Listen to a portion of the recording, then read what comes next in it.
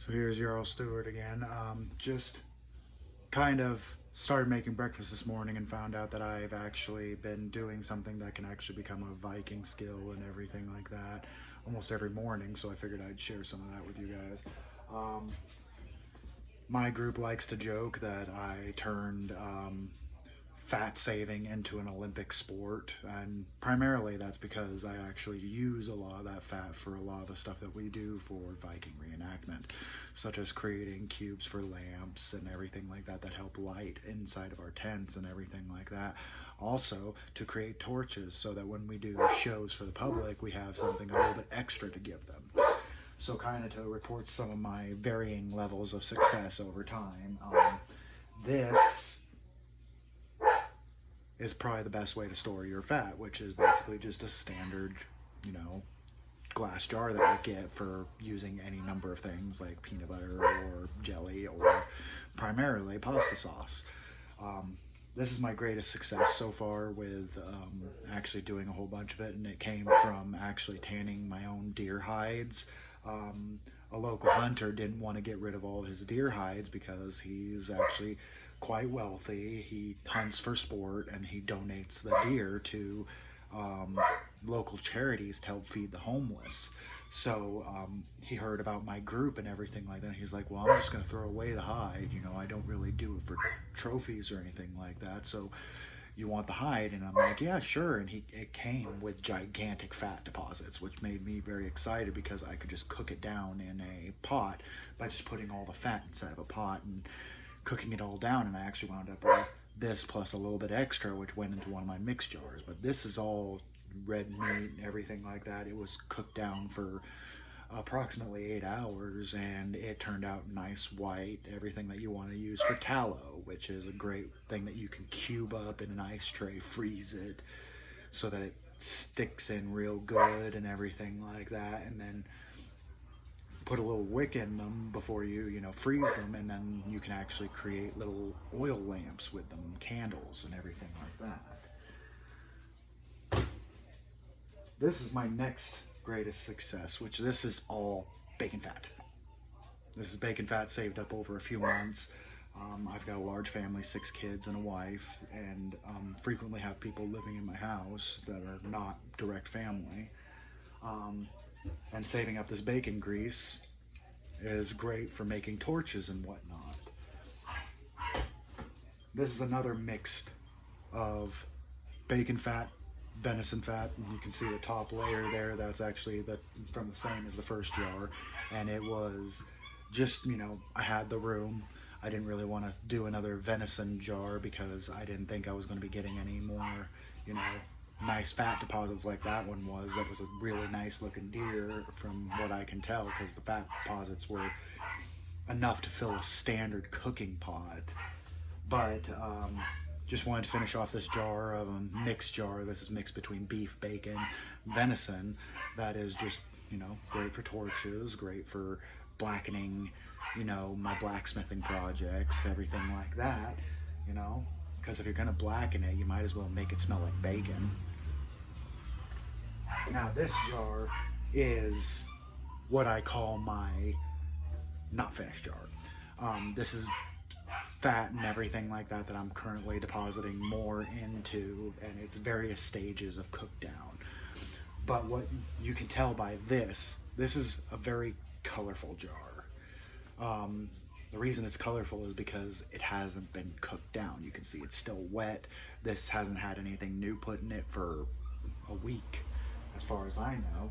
Whereas this jar, if you can see by the video, it's rock solid. There's no movement in it whatsoever, and that's because I've cooked out all the water and moisture that it wasn't oil-based. So when it solidified, it actually made a solid block. I could probably scoop it with ice cream if I were to open this jar.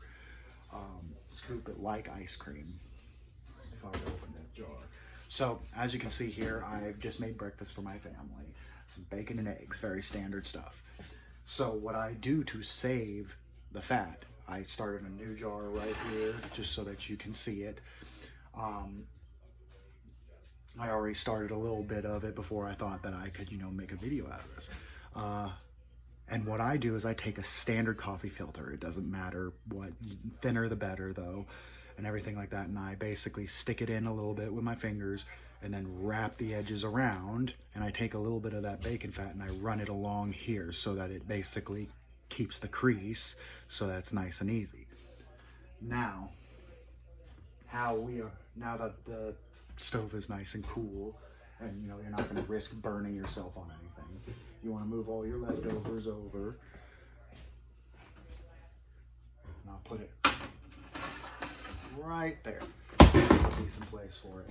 Now, what you want to do this is, you see, it's all still very liquidy, okay? But the pan's not hot. You don't want it to be hot and risk burning yourself. What you want to do is you want to set that pan at an angle as best as you can, whether by holding it or prop it up or something like that, so that everything kind of runs down to this little area right here. And as you can see, right in there, you can see all the little chunkies are kind of just settling right there. I've had this sitting for a while and I've already started doing the process, so you can see what it should look like when you're ready to pour. Now, what you want to do is you want to pour slowly, because you want to get as little sediment into the filter as possible, because eventually the filter will clog. So what I do is I take the actual same thing that I used to make the bacon with, and I place it on the pan right at that edge, because these pans, pouring them can be a mess. Whatever you're pouring seems to just want to go wherever it's going to go, and there's no controlling it. But if all you do is you place that spatula or whatever you have right there, and you only pour just enough so that it touches the spatula, it will actually run down the spatula instead of going everywhere. So what you do is you pour just a nice steady stream into there. You don't want to, you can fill it to the top, everything like that. There hasn't been a single time that I've done this where I haven't made an astronomical mess of my kitchen, because just controlling the oil has been a pain. Now also, there are some nice, and as you see, once I'm done getting it and everything like that, I'm holding this right here because it still has a bunch of oil on it, as to avoid as much of a mess as possible. Now this is going to take some time because it's getting all the sediment out and everything like that, and the more you do it, the more sediment clogs up the actual filter. There are other ways that are faster. I used to have this little, it looks like a colander, but it's only about yay big. It's a wire mesh cup thing that would actually fit into all of my jars, and I would pour into it and then just basically keep it so that I could just basically just keep pouring, because everything just worked out really nice and everything like that.